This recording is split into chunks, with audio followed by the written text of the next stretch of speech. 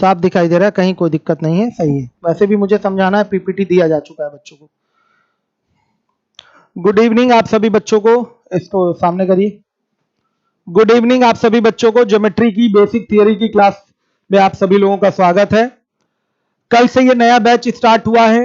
ये बैच आपके SSC CGL, CHSL, CPO और एसएससी की जो भी परीक्षाएं होती हैं जिसमें मैथ्स पूछा जाता है उसके लिए बहुत इंपॉर्टेंट है। साथ ही साथ ये आपका कंप्लीटली यूपीएसआई वाले बच्चों के लिए बहुत लाभकारी है, क्योंकि यूपीएसआई में ज्योमेट्री से क्वेश्चन पूछे जाते हैं और सीडीएस यहां से पूरा कवर हो जाएगा जो मैं पढ़ाऊंगा आपको। तो यूपीएसआई वाले बच्चों को भी क्लास को कंटिन्यू रखना है और एसएससी और सीडीएस वाले तो करेंगे ही करेंगे क्लास। तो जिम्मेदारी पूर्वक आपको एक एक चीज सीखनी है, करना है। तो आइए थियरी समझाने के क्रम में हमने आपको लास्ट टॉपिक बताया था आसन्न कोण, एडजेसेंट एंगल। क्या होता है एडजेसेंट एंगल बच्चों? दो कोण जिनका शीर्ष एक ही हो, एक भुजा उनमें कॉमन हो और बाकी दो भुजाएं जो हो उस कॉमन साइड के क्या हो, एक तरफ ना हो बच्चों, दोनों तरफ हो। जैसे मैं फिगर बना के दिखाता हूं, ध्यान दीजिएगा, देखिएगा।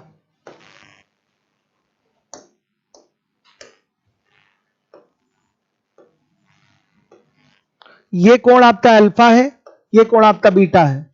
ये दोनों ही आपके आसन्न कोण हैं। आसन्न यानी कि इंग्लिश में इसको कहते हैं एडजेसेंट एंगल, मतलब जुड़े हुए कोण। ध्यान दीजिएगा, ये अल्फा हो गया और ये क्या हो गया, बीटा हो गया। इसमें डेफिनेशन के हिसाब से क्या मैंने बोला, दो कोण जिनका शीर्ष एक ही हो। ये देखिए, ये इसका कोण का शीर्ष हो गया, शीर्ष इनका एक ही है। एक भुजा इन दोनों की क्या है, कॉमन है। ये वाली भुजा क्या है, कॉमन है। ध्यान से देखिए, बाकी जो दो भुजाएं हो रही हैं उस कॉमन भुजा के दोनों साइड में हो रही हैं, तो ये दोनों कोण आसन्न कोण बोले जाएंगे। अगर मैं बात करूं बच्चों इस फिगर में, ये कोण मैं पूरा उठा लूं बच्चों, मान लिया थीटा। ध्यान से देखिए, ये कोण मैंने पूरा उठा लिया थीटा, इस कोण को बोल दिया अल्फा। तो थीटा और अल्फा यहां आसन्न नहीं है। आप कहेंगे सर क्यों नहीं है, शीर्ष तो कॉमन है ही। फिर आप बोलेंगे सर शीर्ष कॉमन है और इन दोनों कोणों के लिए ये भुजा क्या है, आपकी उभयनिष्ठ है, कॉमन है, हो गया आसन्न। तो बच्चों एक शर्त हमने और दिया है कि बाकी की जो दो भुजाएं हैं वो क्या होनी चाहिए, आपकी इसके दोनों साइड में होनी चाहिए, एक इधर और एक इधर होनी चाहिए। यहां देखिए, आपका डेफिनेशन क्लियर हो गया। अब चित्र में बी पी ए और सी पी बी, ये पी ले लीजिए या आप ए ले लीजिए, ये आपका बी हो गया और भी लेना पड़ेगा, सी बी पी ए यहां ले लीजिए और ए यहां लेने की जरूरत नहीं, इसके अकॉर्डिंग बनाना पड़ेगा फिगर। बी पी ए और सी पी बी, ये बी ले लीजिए, ये ए ले लीजिए और ये सी ले लीजिए। बी पी ए और सी पी बी ये दोनों के दोनों क्या है, आपके आसन्न कोण है।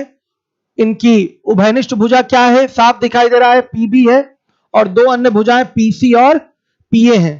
पीबी के विपरीत दिशाओं में ये दोनों आपकी अन्य दो भुजाएं स्थित है, ये पीबी के विपरीत दिशा में। क्लियर है सारे बच्चों को? तो ये फिगर क्लियर हो गया।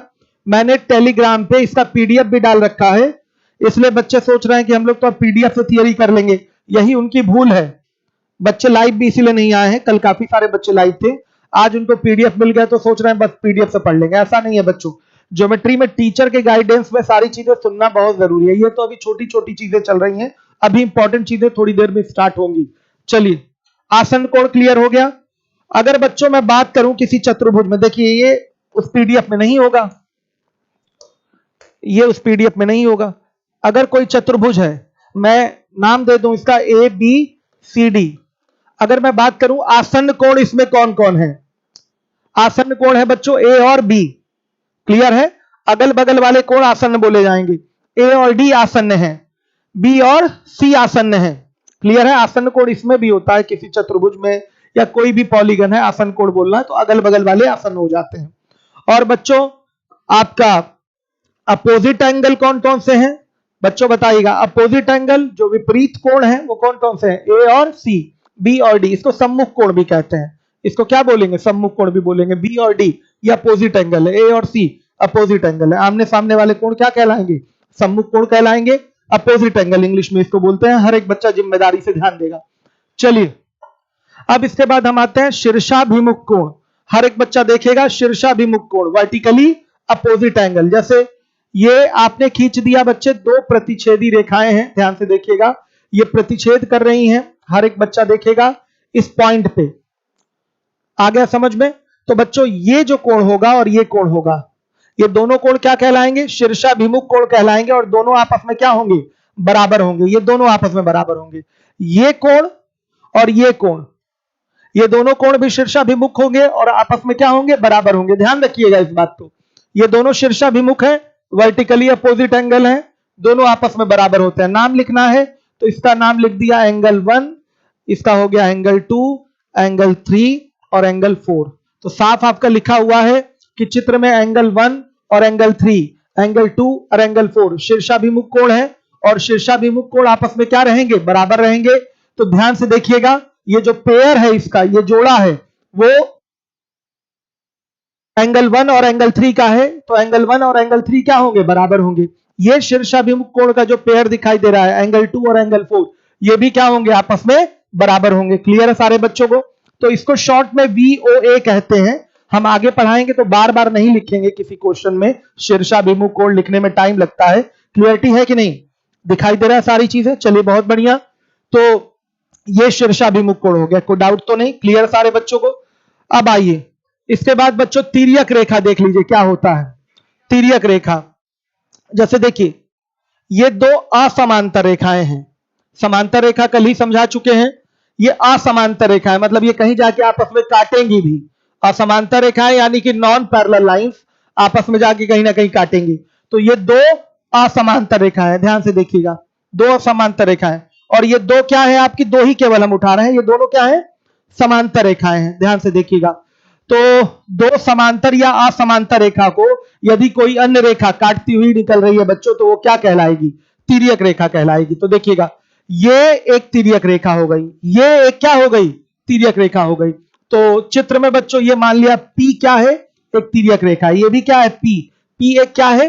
तिर्यक रेखा है। हर एक बच्चा जिम्मेदारी के साथ समझे। तो ये तिर्यक रेखा हो गई। फिर से सुनिएगा, ट्रांसवर्सल लाइन नहीं लिखते, केवल ट्रांसवर्सल मतलब हो जाता है तिर्यक रेखा। ट्रांसवर्सल, तो ट्रांसवर्सल किसको कहते हैं? आपके दो पैरेलल लाइंस हो या दो से ज्यादा भी हो पैरेलल लाइंस, उससे कोई फर्क नहीं पड़ता, दो या दो से अधिक समांतर रेखाओं को या असमांतर रेखा को, असमांतर रेखाओं को कोई अन्य रेखा अगर काटती हुई निकल रही है तो वो क्या कहलाएगी? तिर्यक रेखा कहलाएगी। क्या कहलाएगी? तिर्यक रेखा कहलाएगी। अब देखिए जैसे बच्चों ये दोनों पैरेलल है, तो ये P इसमें तिर्यक रेखा हो गई, P इसमें तिर्यक रेखा हो गई। अब देखिए दोनों लाइन पैरेलल है, ये रेखा 90 डिग्री पर इसको काट रही है, 90 डिग्री पर, 90 डिग्री पर। ध्यान से देखिए, तो क्या ये तिर्यक रेखा होगी?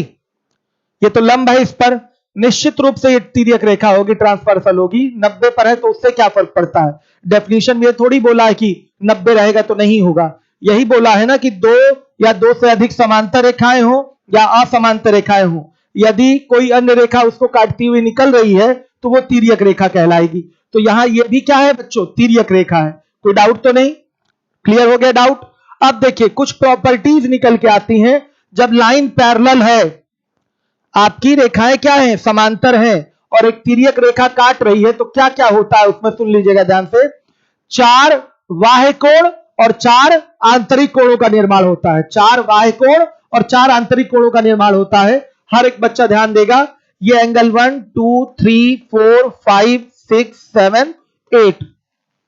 तो इसमें साफ साफ देखिएगा 1 और 2, यहां नाम ही रख दिया है एंगल का, अल्फा बीटा के बदले हमने 1 और 2 रख दिया है। तो 1 और 2 जो कोण है, 7 और 8 जो कोण है, ये बाहर बने हुए हैं, ये बाहर बने हुए हैं, ध्यान से देखिएगा। तो इसको बोलेंगे बाह्य कोण, एक्सटीरियर एंगल। और बच्चों 3 4 और 6 5 ये अंदर बने हुए दिखाई दे रहा है फिगर में, तो इसको क्या बोलेंगे हम?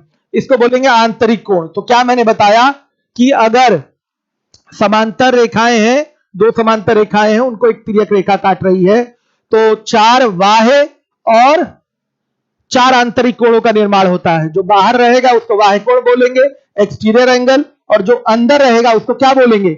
इंटीरियर एंगल बोलेंगे। क्लियर है? आ रही है बात समझ में? फिगर से स्पष्ट हो गया होगा।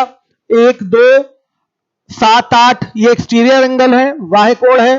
3 4 5 6 ये आपके इंटीरियर एंगल है, आंतरिक कोण है। तो बच्चों का एक प्रश्न होगा कि सर क्या रेखाएं समांतर नहीं होंगी? तो वहां ऐसा नहीं होता क्या? वहां भी होता है, यहां भी। ये देखिए 2 वाह्य, इधर 2 वाह्य, तो 4 वाह्य हो गए और 4 आंतरिक कोण हो गए। यहां भी होता है। क्लियर है सारे बच्चों को? लेकिन जो हमारी प्रॉपर्टी उठेगी संगत कोण और एकांतर कोण वाली, वो यहां उठती है जब रेखाएं क्या हो आपकी? समांतर हो। उसके बाद हमारी प्रॉपर्टी यही होगी। आगे हम अगला पीपीटी चेंज करेंगे तो दिखाई देगा वहां पर। क्लियर हो गया? यहां पर तिर्यक रेखा क्या होती है सबको समझ में आ गया? तिर्यक रेखा किसको कहते हैं? हर एक बच्चा ध्यान देगा जिम्मेदारी के साथ कि बच्चों अगर 2 या 2 से अधिक समांतर या असमांतर रेखाएं हैं, अगर कोई एक अन्य रेखा उसको काट रही है तो वो अन्य रेखा क्या कहलाएगी? तिर्यक रेखा कहलाएगी। क्लियर हो गया? और 2 समांतर रेखाओं को अगर कोई तिर्यक रेखा काटती है तो 4 बाह्य कोण और 4 आंतरिक कोणों का निर्माण होता है। इसको समझिएगा। और फिगर खींच के देखिए, जितना फिगर आप खुद कॉपी पे बनाएंगे, केवल ये नहीं करना कॉपी पेन लेके बैठिए, फिगर तो कम से कम हमारे साथ साथ बना लिया करिए, वो आपके लिए बेहतर होगा। तो एक आदत बनेगी फिगर ड्रॉ करने की। ये बहुत जरूरी है ज्योमेट्री में, क्योंकि बहुत सारे प्रश्न आते हैं, बहुत सारे, मैक्सिमम, जिसमें आपको फिगर खुद से 95% क्वेश्चन में फिगर आपको खुद से बनाना होता है। 5% फिगरलेस क्वेश्चन होते हैं, वो ऐसे ही होते हैं। समझ में आया बच्चों? छोटे छोटे वो सवाल होते हैं। तो ध्यान से देखिए, ये आपका 4 बाह्य और 4 आंतरिक कोण हो गया। पीपीटी चेंज कर रहा हूं मैं। अब देखिएगा, प्रॉपर्टीज ऑफ पैरेलल लाइंस में आ जाइए। संगत कोण, करस्पॉन्डिंग एंगल, ये क्या होता है? हर एक बच्चा देखेगा, ध्यान से देखिए। ये 2 रेखाएं पैरेलल है, एक तिर्यक रेखा इसको काट रही है, तो एंगल का नाम रख दें 1 2 3 4 5 6 7 और ये 8 बच्चों। अब इसमें संगत कोण कौन कौन से हैं आपको फिगर देख के समझना पड़ेगा। बच्चों 1 और 5 ये संगत कोण है। बच्चों ध्यान से देखिएगा, 2 और 6 संगत कोण है। 3 और 7 संगत कोण है। 4 और 8 ये संगत कोण है। ध्यान से देखिए, संगत कोण में 2 कोण उठाने पड़ते हैं, एक पेयर बनता है पूरा। क्या बनता है? एक पेयर बनेगा आपका। तो संगत कोण के पेयर में कौन होगा? 1 और 5 होगा, 3 और 7 होगा, 2 और 6, 4 और 8 होगा। और बच्चों पेयर में जो एंगल्स होंगे वो क्या होंगे? इक्वल होंगे। संगत कोण क्या होते हैं? आपस में बराबर होते हैं। तो ध्यान से देखिएगा, कौन कौन बराबर है? 1 बराबर है 5 के, हर एक बच्चा देखेगा, और 1 बराबर 5 के, और बच्चे आपका 3 बराबर है 7 के, 2 बराबर है 6 के, 4 बराबर किसके हैं? 8 के। हर एक बच्चा देखे, ये आपका संगत कोण का जो पेयर बन रहा था वो इक्वल भी होता है। मेरे बच्चों अगर ये 50 डिग्री का कोण है तो ये भी क्या होगा? 50 डिग्री का कोण होगा। अगर ये 130 डिग्री का कोण है तो ये भी क्या होगा? 130 डिग्री का कोण होगा। बड़ी इंपॉर्टेंट प्रॉपर्टी है, यहीं से ज्योमेट्री आपकी शुरू हो रही है। कल तो एकदम छोटी छोटी बेसिक चीजें आपको हम बता रहे थे, यहीं से ज्योमेट्री शुरू हो रही है। हर एक बच्चा ध्यान देगा। तो समझ गए, आपकी 2 समांतर रेखाएं हैं, एक तिर्यक रेखा उन्हें काट रही है। तो संगत कोण कौन कौन से हैं आपको फिगर बना के पहचानना पड़ेगा कि संगत कोण कहां है। यहां पर हर एक बच्चे को पहचानना पड़ेगा, ईमानदारी से पढ़िए। 1 बराबर 5 के, 2 बराबर 6 के, 4 बराबर 8 के, 3 बराबर क्या है? 7 के है। क्लियर है? ये देखिए, ये ऐप पे भी क्लास चल रही है आपकी, लिवोलन ऐप पे, लेकिन ये पूरी हम जो थियरी वाला पार्ट है हम यूट्यूब पे पढ़ाएंगे, क्योंकि मुझे यूपीएसआई को टारगेट करना है। तो यूपीएसआई के लिए जो भी एडवांस मैथ का सेक्शन है हम पूरा यूट्यूब पे पढ़ा रहे हैं। यूपीएसआई के लिए मैंने अभी सांख्यिकी पढ़ाया है, डीआई पढ़ा ही रहा हूं। डीआई एसएससी के लिए भी इंपॉर्टेंट है, यूपीएसआई वालों के लिए स्पेशली चल रहा है यूट्यूब पे फ्री। और फिर आगे मैं परमुटेशन कॉम्बिनेशन जस्ट डीआई के बाद पढ़ाने वाला हूं। फिर उसके बाद और भी जो एडवांस टॉपिक है वो चलेगा। तो यूपीएसआई वालों को विशेष ध्यान देना है, इसमें लापरवाही किसी को नहीं बरतनी है। चलिए, तो संगत कोण क्लियर हो गया, मैं समझ लूं कि आपको आ गया। चलिए, अब इसके बाद एकांतर कोण की बात करें अगर हम, तो फिगर फिर से बना ले। ये 2 आपकी पैरेलल लाइंस हो गई और ये आपकी एक तिर्यक रेखा हो गई। तो फिर से नेमिंग करनी पड़ेगी, 1 2 3 4 5 6 7 और ये 8। तो ध्यान दीजिएगा बच्चों, अब बात करेंगे हम लोग एकांतर कोण की। एकांतर कोण, ऑल्टरनेट एंगल इंग्लिश में कहते हैं। तो एकांतर कोण में भी दो टाइप हो जाएगा, आंतरिक एकांतर कोण इंटीरियर ऑल्टरनेट एंगल और बाह्य एकांतर कोण एक्सटीरियर ऑल्टरनेट एंगल। तो सबसे पहले हम बात करेंगे आंतरिक एकांतर कोणों की। तो बच्चों देखिए, आंतरिक एकांतर कोण की बात कर रहा है, मतलब आंतरिक कोण के अंदर ही रहेंगे हम। तो बच्चों 3 और 6 का जो पेयर दिखाई दे रहा है, यह आंतरिक एकांतर कोण का पेयर है। एकांतर कोण भी बोल सकते हैं इसको, लेकिन आंतरिक लगा देंगे तो यह अंदर वाले को ही प्रदर्शित करेगा। तो 3 और 6 एंगल का जो पेयर है वो आपके आंतरिक एकांतर कोण का एक पेयर है। 4 और 5 एंगल का जो पेयर है वो भी आंतरिक एकांतर कोण का पेयर है। तो बच्चों आंतरिक एकांतर कोण का जो पेयर एंगल होगा वो आपस में इक्वल होगा। वो आपस में क्या होगा? इक्वल होगा। तो आप सीधे बोलेंगे 3 is equal to 6, 4 is equal to 5। समझिएगा, अगर ये आपका, ध्यान से देखिएगा, 100 डिग्री का एंगल है तो बच्चों ये भी क्या होगा? 100 डिग्री का एंगल होगा। हर एक बच्चा जिम्मेदारी से समझे। अगर बच्चे ये 80 डिग्री का एंगल है तो ये भी क्या होगा? 80 डिग्री का एंगल होगा। क्लियर है सारे बच्चों को? कोई डाउट तो नहीं? तो आंतरिक एकांतर कोण समझ में आ गया। 3 बराबर 6 के, 4 बराबर 5 के। हर एक बच्चा जिम्मेदारी से देखेगा। अब आ जाइएगा बाह्य एकांतर कोण में बच्चों, एक्सटीरियर ऑल्टरनेट एंगल। बाह्य एकांतर कोण, पीपीटी बहुत अच्छी नहीं बनी है, क्लियरिटी कम है। बाह्य एकांतर कोण थोड़ा बड़ा करना पड़ेगा मुझे लगता है। बाह्य एकांतर कोण हर एक बच्चा समझ ले, देख ले। फिर से हमको वही फिगर ड्रॉ करना पड़ेगा। ये पैरेलल लाइन हो गई और ये ट्रांसवर्सल हो गया। नाम रखिए 1 2 3 4 5 6 7 और ये 8। अब बाह्य एकांतर कोण में बच्चों कौन कौन सा है? बच्चों ध्यान से देखिएगा, 1 और ये 8 बाह्य कोण ही उठाना है, लेकिन वो भी एकांतर। तो ध्यान से देखिएगा, 1 और ये 8, ये आपका एकांतर कोण का एक जोड़ा है, पेयर है। तो ये क्या होगा? बराबर होगा 1 बराबर 8 के। बच्चों 2 और ये 7, ये भी बाह्य एकांतर कोण का एक पेयर है, ये भी आपका क्या होगा? बराबर होगा। तो 2 बराबर क्या बोलेंगे? 7 के। क्लियर हो लीजिए, 1 बराबर 8 के और 2 बराबर 7 के। बहुत इंपॉर्टेंट चीज बताई गई है, संगत कोण क्या होता है, कौन कौन से एंगल बराबर है, उसमें एकदम क्लियर कॉन्सेप्ट रखिए। बाद में ये कभी दोबारा नहीं बताया जाएगा, केवल इसका यूज दिखाया जाएगा आपको, कहां प्रयोग हो रहा है। उसके बाद मैंने बताया आपको आंतरिक एकांतर कोण, एकदम क्लियर कर लीजिए फिगर बना के आज ही। और उसके बाद मैंने बताया बाह्य एकांतर कोण। तो ये सारी चीजें आपको क्लियर हो गई। अब अगले पेज पे आते हैं, ध्यान से देखिएगा। सह अंतः कोण, ध्यान से देखिए, को इंटीरियर एंगल। अब ये क्या होता है इसको ध्यान से देखिएगा, हर एक बच्चा देखे, हर एक बच्चा देखे। ये लाइन पैरेलल है, ये ट्रांसवर्सल हो गया। इस एंगल का नाम 1 2 3 4 5 6 7 और ये 8 हो गया। सही है। अब सह अंतः कोण कौन से होंगे? नाम तो अंतः लग गया ना, तो आंतरिक कोणों को ही लेना है। तो सह अंतः कोण, को इंटीरियर एंगल कौन से होंगे? ध्यान से देखिएगा, सह अंतः कोण। तो बच्चों 3 और 5 ये सह अंतः कोण है, 3 और 5 ये सह अंतः कोण है, 4 और 6 ये सह अंतः कोण है। और याद रखिएगा कि सह अंतः कोणों का योग 180 अंश होता है। याद रखना है आपको, सह अंतः कोणों का योग क्या होता है? 180 अंश होता है। हर एक बच्चा देखे। तो अगर मैं 3 + 5 करूं तो ये किसके बराबर होगा? 180 के, 180 डिग्री के। कई लोग कहेंगे नहीं नहीं सर, 3 और 5 8 होता है। बेटा वो होता है, लेकिन यहां मैंने नाम रखा है इन एंगल्स का, तो कैसे ऐड कर दे? एक एंगल 3 है और एक एंगल का नाम 5 है, तो angle 3 + angle 5 is equal to क्या हो जाएगा? 180 डिग्री। ये आपका सह अंतः कोण हो गया। एक और पेयर है, एक और जोड़ा है सह अंतः कोण का। ध्यान से देखिए, 4 और 6, तो 4 + 6 क्या हो जाएगा? ये भी 180 डिग्री हो जाएगा। हर एक बच्चा देखेगा, यहां लिखा भी हुआ है, यहां लिखा हुआ है, हर एक बच्चा देखे जिम्मेदारी के साथ। आ गया समझ में? ये सह अंतः कोण हो गया, ये पॉइंट क्लियर हो गया। अब क्या है? सहबाह्य कोण।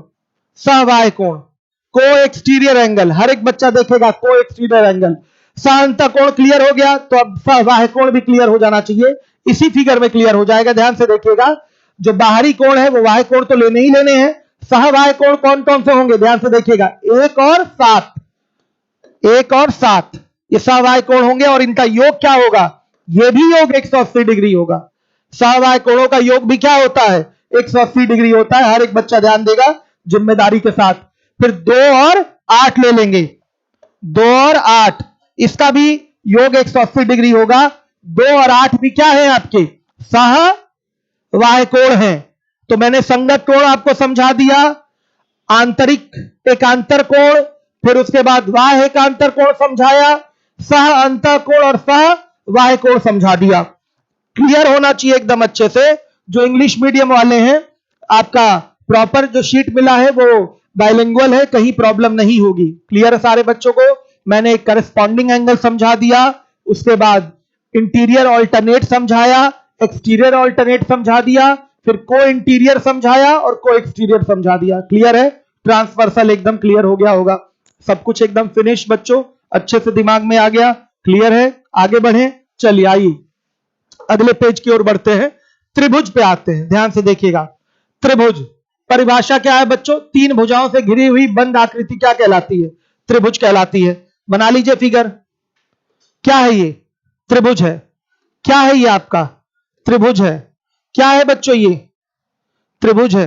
हर एक बच्चा देखिए, 3 भुजाओं से घिरी हुई बंद आकृति क्या कहलाती है? त्रिभुज कहलाती है। ये ए हो गया, ये बी हो गया, ये सी हो गया। प्रॉपर्टीज के बहुत सारे होते हैं, लेकिन अभी हमें प्रॉपर्टीज पे नहीं जाना है, अभी हमें केवल इसके डेफिनेशन में जाना है। धीरे धीरे हम प्रॉपर्टीज की ओर बढ़ेंगे। देखिए, हम 2 तरीके से आपका इसको प्रॉपर डिस्कस कराएंगे।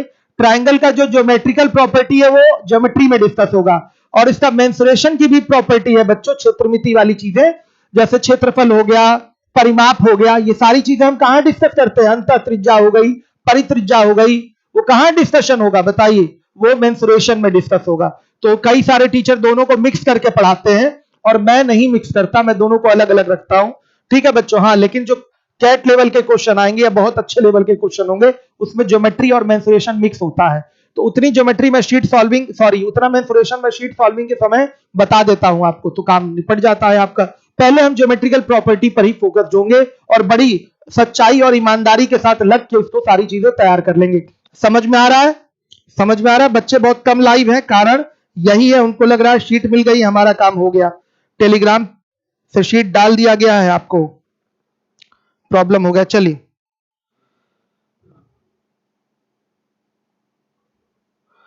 कमल कुमार यादव क्या कह रहे हैं सर? जो 3 बजे जो बैच चला उसमें डायरेक्ट 71 क्वेश्चन से स्टार्ट कर दिया आप। कमल कुमार यादव, आप सोए रहते हैं तो हम क्या करें? 12 लेक्चर है यूट्यूब पे, सीक्वेंस सीरीज प्रोग्रेशन चल रहा है कमल कुमार, 12 लेक्चर है। थोड़ा सा मेहनत कर लीजिए, यूट्यूब का प्लेलिस्ट देख लीजिए, पूरे स्टार्टिंग से 12 लेक्चर है, कल वो खत्म हो जाएगा आपका सीक्वेंस सीरीज प्रोग्रेशन। ठीक है, तो उसमें मेरी क्या कमी? आप नहीं पढ़ना चाहते तो मत पढ़िए। चलिए आइए देखिए, अब इसके बाद है त्रिभुजों के प्रकार। बार बार आके ऐसे कमेंट करते हैं तो डिस्टर्ब होता है। आप उस बैच में भी कमेंट कर रहे थे, इससे बढ़िया देख लेते, बच्चे भी तो हंसेंगे आप पर कि बताइए तो सोया हुआ लड़का है। चलिए, कोई प्रॉब्लम है तो इंक्वायरी पे फोन कर लीजिए, आपको बता दिया जाएगा कहां क्या दिक्कत है, कि यही सारी इंफॉर्मेशन आप लोग ले लेंगे। फ्लो टूट जाता है पढ़ाने का। बच्चों ध्यान दीजिएगा, त्रिभुजों के प्रकार। तो बच्चों त्रिभुजों को बांटा गया है 2 आधार पर। एक है आपका, ध्यान से देखिएगा, कोणों के आधार पर, और एक है आपका भुजाओं के आधार पर। तो सबसे पहले हम त्रिभुज को पढ़ेंगे कोणों के आधार पर। तो कोणों के आधार पर बच्चों त्रिभुज 3 प्रकार के होते हैं, ध्यान से सुनिएगा। कोणों के आधार पर त्रिभुज 3 प्रकार के।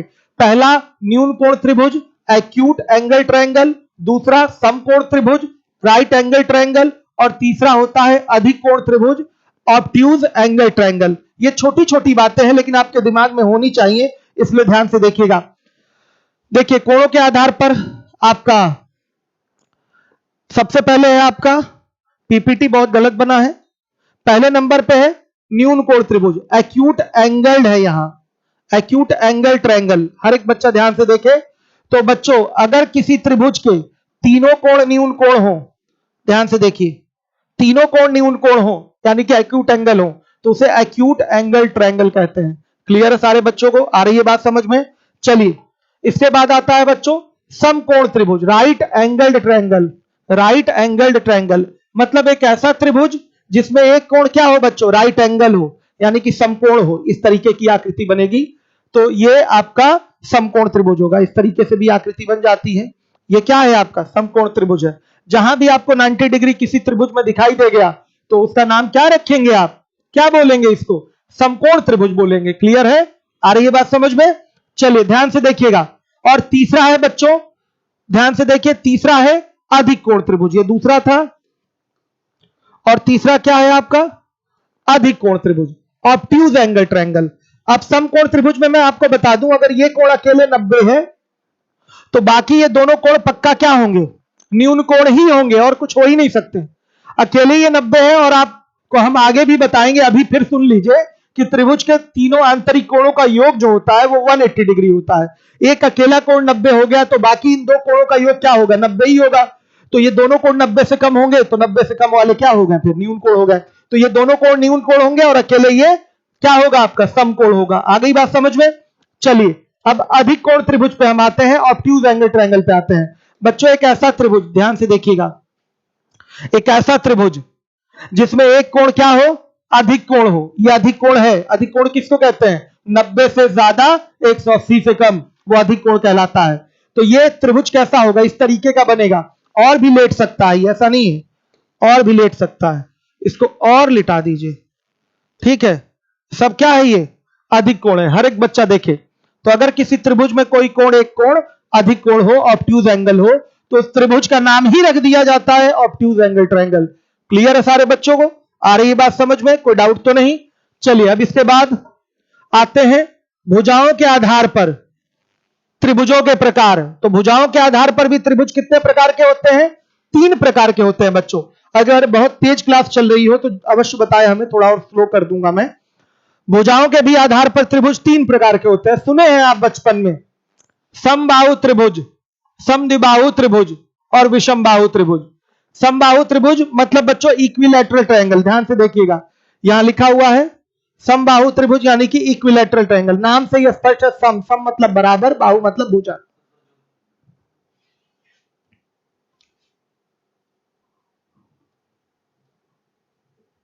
पीपीटी बहुत गलत बनाया इन्होंने, ध्यान से देखिए, बहुत गंदा पीपीटी है। चलिए ध्यान से देखिएगा, समबाहु त्रिभुज, जगह भी नहीं छोड़ा है कि मैं कुछ इसमें दिखा पाऊं फिगर वगैरह। देखिए समबाहु त्रिभुज, इक्विलैटरल ट्रायंगल, बच्चों ऐसा त्रिभुज जिसकी तीनों भुजाएं क्या हो? सम हो, बराबर हो, उसे समबाहु त्रिभुज कहते हैं। ये देखिएगा, ये ए है, ये बी है, ये सी है। अगर ए बी बराबर बी सी बराबर क्या हो? सी ए हो, यानी कि तीनों भुजाएं बराबर हो, तो इसको क्या बोलेंगे? समबाहु त्रिभुज बोलेंगे। लिखा भी है यहां पर ए बी बराबर बी सी बराबर क्या? सी ए। हर एक बच्चा देखे ए बी बराबर बी सी बराबर सी ए। कोई डाउट तो नहीं? आ गई बात समझ में? अब देखिए समद्विबाहु त्रिभुज, आइसोसेलिस ट्रायंगल, ये क्या होता है? समद्विबाहु, नाम से ये स्पष्ट है। ध्यान से देखिए, सम मतलब बराबर, द्वि मतलब दो, बाहु मतलब भुजा। ऐसा त्रिभुज जिसकी दो भुजाएं बराबर हो उसे समद्विबाहु त्रिभुज कहते हैं। फिगर बनाता हूं मैं, ध्यान से देखिएगा, ये भुजा और मान लिया ये भुजा, ये दो भुजाएं क्या है आपकी? बराबर हैं। तो निश्चित रूप से ये क्या होगा? आपका समद्विबाहु त्रिभुज होगा। तीसरी भुजा किसी के बराबर नहीं है, तो क्या होगा इसमें बच्चों? ए बी बराबर A C not equal to B C हो जाएगा। कोई डाउट हो तो बताइए। क्लियर है? आ रही है बात समझ में? तो ये हो गया आपका समद्विबाहु त्रिभुज। नाम से एकदम स्पष्ट है, ऐसा त्रिभुज जिसकी दो भुजाएं आपकी बराबर हो वो समद्विबाहु त्रिभुज कहलाएगा।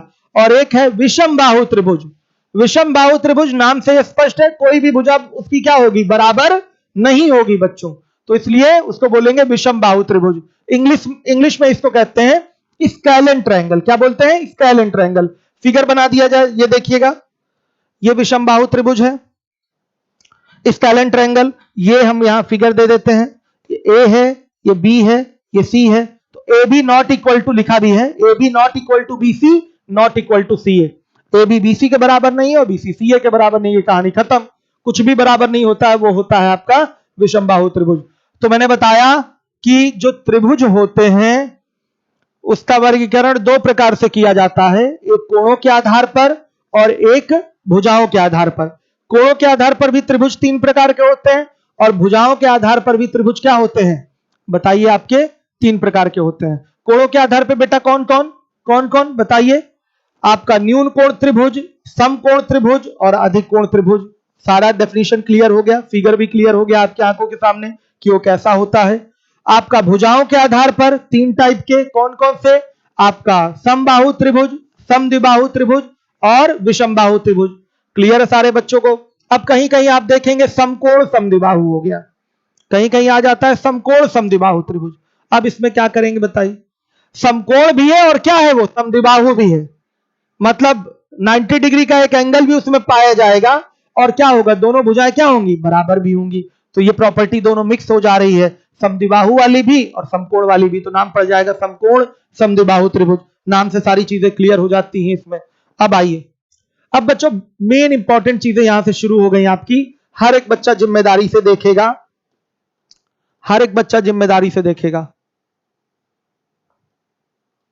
देखिए हर एक बच्चा देखेगा, माध्यिका मीडियन, मीडियन भाई क्या होता है, शीर्ष से त्रिभुज के किसी भी शीर्ष से, त्रिभुज के शीर्ष से खींची गई एक ऐसी रेखा जो सामने वाली भुजा को दो बराबर भागों में बांटती है, माध्यिका कहलाती है। क्या मैंने बोला, शीर्ष से खींची गई एक ऐसी रेखा जो सामने वाली भुजा को दो बराबर भागों में बांटती है, क्या कहलाती है, माध्यिका कहलाती है। आ रही है बात समझ में, मीडियन कहलाती है। यह फिगर अगर मैं आपको दिखा दूं, नाम है त्रिभुज का ए बी सी। मान लिया हमने शीर्ष ले लिया ए से एक रेखा हमने खींचा एडी। बच्चों ये एडी क्या कर रहा है, सामने वाली भुजा, इस शीर्ष से सामने वाली भुजा आपकी बीसी हो गई, तो बीसी को ये दो बराबर भागों में बांट रहा है, तो एडी इस त्रिभुज की क्या होगी, माध्यिका होगी। बताइए एडी इस त्रिभुज की क्या होगी, माध्यिका होगी। फिर से सुन लीजिएगा, त्रिभुज के किसी भी शीर्ष से खींची गई एक ऐसी रेखा जो सामने वाली भुजा को दो बराबर भागों में बांटती है, माध्यिका कहलाती है। क्लियर हो गया, चित्र में साफ दिखाई दे रहा है एडी क्या है, एडी क्या है, माध्यिका है। क्यों माध्यिका है, कि बच्चों इसने बीसी को दो बराबर भागों में बांट दिया है, तो चित्र में एडी त्रिभुज एबीसी में एक माध्यिका है। और बच्चों ये बीसी की ध्यान से दिखाई दे रहा है विभाजन, बीसी का विभाजन कर रही है दो बराबर भागों में, तो बीडी बराबर क्या हो जाएगा, यहां डीसी हो जाएगा। हर एक बच्चा ध्यान दे। क्लियर है, आ गई बात समझ में, कोई डाउट हो तो हमको बताइएगा। या ऐसे भी डेफिनेशन दे सकते हैं, शीर्ष से खींची गई एक ऐसी रेखा जो सामने वाली भुजा के मध्य बिंदु पर जाकर मिलती है, माध्यिका कहलाती है। आप ये भी कह सकते हैं। बच्चों त्रिभुज में सब कुछ तीन तीन होता है, शीर्ष यानी कि वर्टेक्स एबीसी, एबीसी शीर्ष कहलाएगा त्रिभुज का, और भुजा ए बी बी सी सी ए है, कोण भी तीन है, आंतरिक कोण भी, वाय कोण भी तीन है आपके, सब कुछ तीन तीन होता है, तो माध्यिका एक ही रहेगी क्या, माध्यिका भी तीन रहेगी। शीर्ष तीन है बच्चों, ध्यान से देखिएगा, तो एक माध्यिका ये हो जाएगी, ध्यान से देखिएगा, और फिर उसके बाद एक माध्यिका ये हो जाएगी। माध्यिका का काम सुन लीजिए एक लाइन में, क्या है, शीर्ष से खींचा जाना और सामने वाली भुजा को दो बराबर भागों में बांटना, यह माध्यिका का काम है, सामने वाली भुजा को दो बराबर भागों में बांटना। यहां यह मत बोलिएगा कि सर यहां 90 डिग्री भी होगा, यहां यह मत बोलिएगा कि यहां क्या होगा, 90 डिग्री भी होगा। हो सकता है 90, लेकिन माध्यिका के डेफिनेशन में 90 का कोई रोल नहीं है। 90 हो गया तो कोई दिक्कत नहीं, वो लंब भी होगा और माध्यिका भी होगा, वो लंब भी हो जाएगा शीर्ष लंब, और क्या हो जाएगा, माध्यिका भी हो जाएगा। क्लियर है, आ रही है बात समझ में, कोई डाउट तो नहीं। मतलब माध्यिका का कोई पूछे आपसे डेफिनेशन क्या है, तो केवल और केवल आप क्या बताएंगे, शीर्ष से एक रेखा खींच दीजिए जो सामने वाले भुजा को दो भाग में काट दे रही है, बांट दे रही है, वो माध्यिका हो गई। बस त्रिभुज के तीन शीर्ष हैं तो तीन माध्यिकाएं खींची जाती हैं, तीन शीर्ष हैं तो तीन माध्यिकाएं खींची जाती हैं। क्लियर हो गया बच्चों। अब अगली जो इंपॉर्टेंट प्रॉपर्टी है माध्यिका की, वो क्या है कि अगर त्रिभुज में किसी शीर्ष से आपने एक माध्यिका खींच दी, एक खींची, तो वो पूरे त्रिभुज को दो बराबर क्षेत्रफल वाले त्रिभुजों में क्या करती है, विभाजित करती है। वो माध्यिका जो होती है, एक माध्यिका अगर खींचे है तो त्रिभुज को दो बराबर क्षेत्रफल वाले त्रिभुजों में क्या करेगी, विभाजित करेगी। आई बात समझ में। जब तीनों खींच देंगे तो त्रिभुज 6 बराबर भागों में विभाजित हो जाएगा, तीनों खींच देंगे तो त्रिभुज 6 बराबर भागों में विभाजित हो जाएगा। आइए मैं दिखाता हूं, हर एक बच्चा जिम्मेदारी से ध्यान देगा। चलिए पहले तो मैं ये प्रूव कर दूं, आपको दिखा दूं कि माध्यिका त्रिभुज को दो बराबर क्षेत्रफलों में क्या करती है, विभाजित करती है। इस चीज को पहले चेक कर लें, हम लोग कर लें। आइए देखिए, विवेक गुप्ता 90 45 45 होगी। हाँ वो होता है। तो विवेक जी मैंने ये क्या कहा है कि कहीं हो गया 90 तो वो माध्यिका भी होगी और शीर्षलंब भी होगी। लेकिन माध्यिका के डेफिनेशन में यह नहीं है कि वहां 90 होना जरूरी है। विवेक, बात समझिएगा। माध्यिका का मतलब क्या? केवल और केवल क्या? आपका शीर्ष से खींचा जाना और सामने वाली भुजा को 2 बराबर भागों में बांटना। 90 है या नहीं है उससे हमको कोई लेना देना विवेक नहीं है। कई बच्चों को यह मिसकॉन्सेप्शन रहता है कि यहां 90 भी आएगा। ऐसा कुछ भी नहीं है बच्चे, यहां कोई 90 नहीं आने वाला है, इस बात को समझिएगा। इसका केवल काम क्या है? 2 बराबर भागों में बांट देना, 2 बराबर भाग में बांट देना। सही है? क्लियर सारे बच्चों को? विवेक, क्लियर हो गई होगी बात। माध्यिका का काम केवल क्या है? शीर्ष से खींचा जाना और सामने वाली भुजा को 2 बराबर भागों में बांट देना। कहीं 90 हो रहा है तो ऐसा नहीं है, ये नहीं बोलेंगे कि वो माध्यिका नहीं है, वो माध्यिका तो है ही। अगर 2 बराबर भाग में बांट रही है, बांटी है 2 बराबर भाग में, तो माध्यिका है। साथ ही साथ वो क्या हो जाएगी आपकी? साथ ही साथ वो शीर्षलंब भी हो जाएगी। आई बात समझ में? साथ ही साथ वो शीर्षलंब भी हो जाएगी। भाई एक ही रेखा तो कई काम कर सकती है। ये माध्यिका भी हो सकती है त्रिभुज की, अगर 90 पर पड़ी है तो शीर्षलंब या ऊंचाई भी हो सकती है। ये जो माध्यिका है इस शीर्ष कोण का कोण अर्धक भी हो सकती है। तो त्रिभुज में एक ही रेखा कई नामों से जानी जा सकती है, कई सारे वो काम कर सकती है, कई सारे वो काम कर सकती है। मेरा कहने का बस ये मतलब है कि आप अपने दिमाग से ये निकाल दीजिएगा कि माध्यिका है तो यहां 90 डिग्री का कोण होगा, ऐसा नहीं होता है। ठीक है, माध्यिका का काम केवल क्या है? सामने वाली भुजा को 2 बराबर भागों में बांटना। अगर मेरे बच्चों यहां 90 हो गया तो अब ये नहीं बोलेंगे कि ये माध्यिका नहीं है, ये माध्यिका है। क्यों है? तो कि ये 2 बराबर भागों में बांट रही है। साथ ही साथ ये क्या है? शीर्षलंब भी है इसका। अगर ये क्या कर दे, इस कोण को 2 बराबर भाग में बांट दे तो माध्यिका के साथ साथ ये क्या हो गई? कोण अर्धक रेखा भी हो गई। तो एक ही रेखा कई सारे नामों से, कई सारे कामों से जानी जा सकती है, समझिएगा। लेकिन माध्यिका के लिए अगर ये कंडीशन आप डाल दें कि यहां 90 होना ही चाहिए, नहीं, गलत है। ये आ गया समझ में? ये गलत है। 90 है तो अच्छी बात है। हम केवल माध्यिका को कैसे डिफाइन करेंगे? अगर कोई रेखा शीर्ष से खींची जा रही है और सामने वाली भुजा को 2 बराबर भाग में बांट रही है तो माध्यिका है, बस इतना।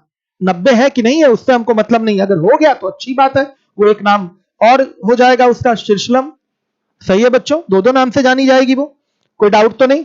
चलिए आइए, अब मैं यहां दिखाने जा रहा था, जो मैंने पॉइंट एक बोला है कि जो माध्यिका होती है त्रिभुज को 2 बराबर क्षेत्रफल वाले त्रिभुजों में विभाजित करती है। ध्यान दीजिएगा। तो यहां पर मैं फिगर बना दूं, यहां मैं फिगर बना दूं, हर एक बच्चा देखेगा।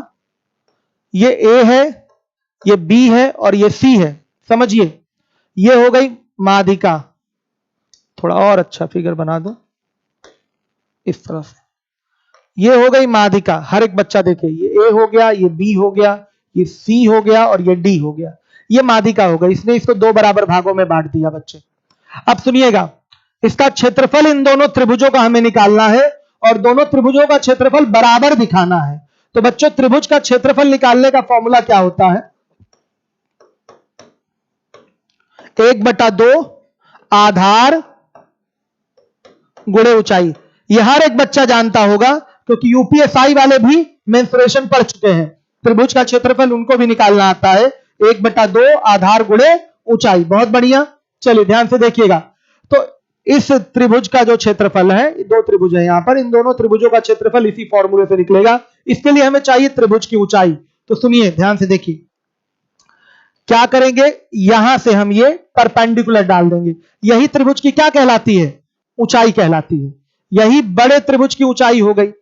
साथ ही साथ ये इसके अंदर बने इन दोनों त्रिभुजों की भी ऊंचाई होगी। भाई देखिए, इन तीनों त्रिभुजों के लिए शीर्ष क्या है? कॉमन है। इन तीनों त्रिभुजों के लिए शीर्ष क्या है? एक कॉमन है, ए है। ए है कि नहीं? और ए से जब लंब डालेंगे तो ये लंब हमारा तीनों के लिए ऊंचाई का काम कर जाएगा। 3 त्रिभुज है यहां पर। उन त्रिभुजों के नाम बोलेंगे क्या क्या है?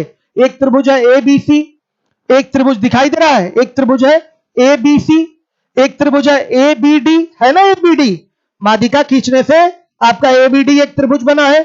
और एक त्रिभुज है ए डी सी, है एक त्रिभुज ए डी सी। क्लियर है? 3 त्रिभुज है। तो बच्चों, तीनों त्रिभुजों का जो शीर्ष है, वर्टेक्स है, वो कॉमन है। तो वहां से जब हम लंब खींचेंगे तो ये लंब हमारा तीनों त्रिभुजों के लिए ऊंचाई का काम करेगा, हाइट ऑफ द ट्रायंगल्स ये हो जाएगा। आप कहेंगे सर कैसे? ये दिखाई दे रहा है साफ साफ कि ये त्रिभुज था, इसके अंदर ये हाइट हो गई। सबको क्लियर है, सारे लोगों को क्लियर होगा। ए है, ये बी है और ये क्या है, सी है। सबको क्लियर हो गया होगा, ये बात आ रही है समझ में? कोई डाउट तो नहीं? सुनिए ध्यान से। अब देखिए, अगर मैं यहां से एक ये रेखा खींचूं तो क्या ये अगर एडी है तो जो ये त्रिभुज आपका बन रहा है ए बी डी, उसके लिए हाइट नहीं हो रही है? उसके लिए हाइट नहीं हो रही बच्चे? आप कहेंगे हां सर हो रही, अंदर है। तो सुन लीजिएगा, अब मैं कह रहा हूं एडीसी के लिए भी हाइट है। आप कहेंगे सर कैसे हाइट है, ये तो बाहर गिरी है। तो बच्चों याद रखिएगा, कोई जरूरी नहीं है कि त्रिभुज की ऊंचाइयां अंदर से ही गिरें, त्रिभुज की ऊंचाइयां बाहर भी गिरती हैं। किस केस में बताइएगा? आपका अधिक कोणीय त्रिभुज में। समकोण त्रिभुज में तो जो दो ऊंचाइयां होती है वो समकोण त्रिभुज की भुजा ही हो जाती है। ध्यान से देखिएगा, हर एक बच्चा देखे। अगर कोई आपने ये अधिक कोण त्रिभुज बना रखा है, ध्यान से देखिएगा, तो बच्चों इसकी ये जो एक ऊंचाई होगी यहां से जो एक ऊंचाई गिरेगी वो क्या होगी बताइए? त्रिभुज के बाहर होगी। यहां से जो एक ऊंचाई गिरेगी वो त्रिभुज के क्या होगी? बाहर होगी। तो ऊंचाइयां त्रिभुज के बाहर भी होती हैं। समकोण त्रिभुज में क्या होता है? ये समकोण बनाने वाली ये दोनों भुजाएं ही ऊंचाइयों का काम करती हैं। दो ऊंचाइयां ये दो भुजाएं ही हो जाती हैं। भाई त्रिभुज में तीन भुजाएं तो तीन ऊंचाइयां होंगी, तो ये दो भुजाएं ही ऊंचाइयों में कन्वर्ट हो जाती है। तो कुल मिला के हम यहां आना चाहते हैं। देखिए ध्यान से, इन सब पे तो डिस्कशन होता ही रहेगा। तो ये जो ऊंचाई होगा इन तीनों त्रिभुजों के लिए कॉमन हाइट होगा एक शीर्ष से, क्योंकि तीनों का एक शीर्ष ए जो है वो कॉमन है, तो वहां से लंब गिराए हैं। तो सामने वाली भुजा पर बच्चों ध्यान से देखिए, आधार भी एक ही भुजा पर है तीनों का, तो बच्चों ये ऊंचाई तीनों के लिए कॉमन हो जाएगी। ध्यान से देखिए, तो ये जो ट्रायंगल आपका बनता हुआ दिखाई दे रहा है, नाम क्या है इसका? एडीसी। एडीसी एक अधिक कोण त्रिभुज है। एडीसी एक अधिक कोण त्रिभुज है, इसीलिए इसकी ऊंचाई क्या गिरी है? बाहर गिरी है। तो ऊंचाई बाहर से भी मेजर की जाती है। अब सुनिएगा, इसकी वैल्यू क्या है? बी है। इसकी भी वैल्यू क्या होगी? बी होगी। क्यों बी बी होगी? बीडी और डीसी दोनों की वैल्यू बी बी क्यों होगी? इसलिए होगी क्योंकि बच्चों एडी माध्यिका है और बीसी को दो बराबर भाग में बांट रहा है, तो बीडी और डीसी यही दो भाग हैं और ये दोनों भाग क्या होंगे? आपके बराबर होंगे। क्लियर है सारे बच्चों को? तो अब देखिए, हम लगाने जा रहे हैं फॉर्मूला क्षेत्रफल का। तो त्रिभुज ए बी डी का जो क्षेत्रफल आएगा 1/2 आधार यानी कि बी गुणे ऊंचाई एच, और त्रिभुज एडीसी का क्षेत्रफल निकालेंगे तो ये 1/2 आधार कितना बच्चे? एडीसी का आधार क्या होगा? अब देखिए, जैसे ऊंचाई बाहर गिरी है तो भी त्रिभुज का आधार केवल इतना ही होता है, यह नहीं कि पूरा ऊंचाई तक जाके लेंगे। तो इसका आधार क्या होगा? डीसी होगा। तो क्या हो जाएगा आपका 1/2, ये डीसी की वैल्यू बी है और ऊंचाई इसके लिए भी एच। आप देख लीजिए, दोनों त्रिभुजों की जो ऊंचाइयां दिखी हैं, दोनों त्रिभुजों की ऊंचाइयां बच्चों क्या है? बराबर है। क्लियर हो गया? दोनों त्रिभुजों की ऊंचाइयां बराबर, दोनों त्रिभुजों के आधार बराबर, तो क्षेत्रफल भी क्या होंगे? बराबर होंगे, क्योंकि फॉर्मूला जो लगता है 1/2 आधार गुणे ऊंचाई लगता है। साफ दिखाई दे रहा है फिगर से ही, दोनों त्रिभुजों के आधार बराबर, दोनों त्रिभुजों की ऊंचाइयां बराबर, तो निश्चित रूप से क्षेत्रफल भी क्या होंगे? बराबर होंगे। तो यहां हम लोगों ने सिद्ध कर लिया कि कोई एक माध्यिका खींचा है आपने त्रिभुज में, तो माध्यिका त्रिभुज को दो बराबर क्षेत्रफल वाले त्रिभुजों में क्या करती है? विभाजित करती है। इस पे हमेशा आपके एग्जाम में क्वेश्चन बनता है। एसएससी के लिए तो इंपॉर्टेंट है ही, साथ ही साथ यूपीएसआई वाले बच्चों के लिए भी बहुत इंपॉर्टेंट है। हर एक बच्चा जिम्मेदारी से ध्यान देगा।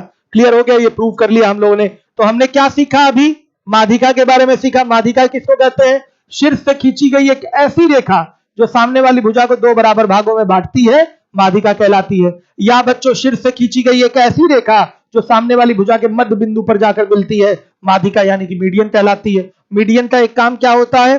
त्रिभुज को एक मीडियन खींचा है आपने, तो त्रिभुज को दो बराबर क्षेत्रफल वाले त्रिभुजों में विभाजित करना। अगर इस त्रिभुज का क्षेत्रफल हमारा 25 सेंटीमीटर स्क्वायर है तो इसका भी एरिया 25 सेंटीमीटर स्क्वायर होगा और पूरे त्रिभुज का एरिया 50 सेंटीमीटर स्क्वायर होगा।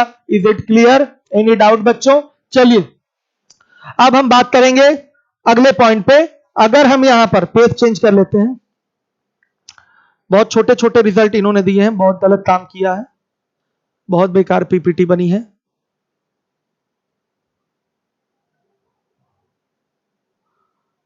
एक पॉइंट और देख लीजिए, अगर आप शीट में आपके होगा, वहां लिखा होगा, हम चेक कर लेंगे, शायद कहीं पुरानी थियरी वाली शीट तो नहीं चली गई है, क्योंकि एक आध स्पेलिंग में करेक्शन है, तो अभी उसको फोटोकॉपी मत निकालिएगा, और आप लोग अपना नोट्स खुद बनाइए, उसकी फोटोकॉपी मत लीजिएगा कभी भी, मेरी क्लास करिए और उसका प्रॉपर नोट्स बनाइए। क्लियर है सारे बच्चों को? ध्यान दीजिएगा। देखिए प्रॉपर्टीज तो बड़ा सिस्टमेटिक वे में नहीं दिखाई दे रहा होगा आप लोगों को, तो हम एक पेज ले लेते हैं और सारे प्रॉपर्टीज हम आपको अलग से ही बता देते हैं। देखिए एक प्रॉपर्टी है बच्चों, अगर तीनों माध्यिकाओं को आप खींच लें, तीनों माध्यिकाओं को खींच लें, ये ए है, ये बी है, ये सी है, ये डी है, ई और ये एफ। कौन कौन सी माध्यिकाएं हैं? एक माध्यिका एडी है, एक माध्यिका बी है और एक माध्यिका सी एफ है। तो तीनों माध्यिकाओं के बच्चों खींचने से त्रिभुज 6 बराबर क्षेत्रफलों में विभाजित हो जाता है। अगर कई बार सवाल पूछा है एग्जाम में, इसका एरिया 10, तो बच्चों सबका एरिया क्या होगा? 10 10 10 10 10 ही होगा, सबका एरिया 10 10 10 10 10 ही होगा। टेलीग्राम पे जो शीट गई होगी ये प्रॉपर्टी उसमें लिखी होगी, अगर नहीं लिखी होगी इसका मतलब कोई दूसरी शीट उन लोगों ने डाल दी है, मैं चेक करूंगा अभी रात में। डीआई की क्लास आज चलेगी, बार ग्राफ पढ़ाऊंगा, तो सभी बच्चे लाइव आएंगे। चलिए ध्यान से देखिएगा, 10 हो गया तो ये 10 10 10 10 सब 10 हो गया। बहुत सवाल पूछे इसमें, अगर इसको जी बोल दें तो कहता है बताइए बताइए बी डी जी एफ का क्षेत्रफल क्या होगा? 20 हो जाएगा। पूछता है बताइए ए बी सी का क्षेत्रफल क्या होगा? तो 60 हो जाएगा। ध्यान से देखिए, ये 10 तो सब 10 10 हो जाएंगे, तो एरिया क्या हो जाएगा त्रिभुज का? 60 हो जाएगा। आ रही बात समझ में? कभी पूछ लेता है बताइए जी डी सी का एरिया क्या होगा? जी डी सी तो 10 ही होगा। कोई डाउट? क्लियर सारे बच्चों को? तो अब इसके बाद हम आपको पढ़ाने जा रहे हैं केंद्रक। केंद्रक या माध्य केंद्र या गुरुत्व केंद्र। इंग्लिश इसकी होती है सेंट्रॉयड। सेंट्रॉयड, ये देखिए ये क्या होता है, बड़ा इंपॉर्टेंट है, सवाल हमेशा इससे बनता है। सेंट्रॉयड किसको कहते हैं बच्चों? त्रिभुज की माध्यिकाओं के कटान बिंदु को क्या कहते हैं? केंद्रक या माध्य केंद्र या गुरुत्व केंद्र कहते हैं। और सुनिए, क्लास में इतनी ही लूंगा क्योंकि अगली मेरी अब डीआई की क्लास है 10 मिनट बाद, तो मैं 45-50 मिनट ही पढ़ा रहा हूं। अभी डीआई खत्म हो जाएगा तो पूरे 1 घंटे पढ़ाऊंगा। तो जितनी चीजें मैंने आज बताया बहुत इंपॉर्टेंट थी। अब विशेष रूप से आपको रेगुलर आना है, तभी ये सारी चीजें आप अच्छे से समझ पाएंगे। केवल पीडीएफ से नहीं पढ़ाई होती, जब टीचर क्लास ले रहा है, वैसे तो बुक में सारी चीजें लिखी गई हैं, तो पीडीएफ का क्या मतलब बताइए? बुक में सारी थियरी लिखी गई है, यहां क्लास लेने का मतलब मैं समझाऊंगा भी तो आपको जिम्मेदारी से, एक एक चीज दिमाग में आपके धसा दूंगा, एक एक चीज, तो इसलिए क्लास में आना बहुत जरूरी होता है। मुझे बड़ा अफसोस है पीडीएफ लेकर बच्चे फुर हो गए, ये गलत चीज है, सबको आना चाहिए था क्लास करने के लिए। चलिए, मुझे लगता है हर एक एक चीज समझ में आई होगी। नहीं समझ में आया होगा तो वीडियो को वॉच अगेन में देखिएगा। ये जो 1500 रुपए वाला नया बैच वो स्टार्ट हुआ था अरिथमेटिक एडवांस का, उसका ये एडवांस सेक्शन है, ये नया बैच है। अगर लीवोलन पे अभी कोर्स अलॉट नहीं हुआ है तो 1-2 दिन के अंदर आपका अलॉटमेंट हो जाएगा, और तब तक यहाँ यूट्यूब पे प्रॉपर आप लोग पढ़ते रहिए। टेलीग्राम चैनल ज्वाइन कर लीजिए, जो जो बच्चे नए हैं यूट्यूब चैनल पे, वो टेलीग्राम चैनल डिस्क्रिप्शन में लिंक दिया गया है टेलीग्राम चैनल का, ज्वाइन कर ले वहां से जाकर। और पीटी का जो फ्री बैच चल रहा है सुबह 6 से 12 अवश्य आइए, उसमें 6 से 12 जो पीटी का फ्री बैच चल रहा है उसका टेलीग्राम चैनल भी ज्वाइन करिए, लिंक दिया है मैंने, और उस बैच में अवश्य आइए पढ़ने के लिए। रेगुलर लाइव आके चीजों को कवर करिए, क्योंकि हर एग्जाम महत्वपूर्ण है। सारे एग्जाम को क्वालिफाई करते हुए आपको हर जगह झंडा गाड़ते हुए चलना है और मजबूती के साथ अपना एक फाइनल जो गोल है उसको पूरा कर लेना है। लक्ष्य को प्राप्त करना ही आपका बच्चों हर स्थिति में यही काम होना चाहिए, कैसे लक्ष्य को प्राप्त करें। ठीक, मिलता हूं मैं अभी 10-15 मिनट बाद, क्लास हमारी कर दीजिए 10:10 ठीक है, थोड़ा गले को रेस्ट देना बहुत जरूरी है। ठीक है, ओके, थैंक यू। डीआई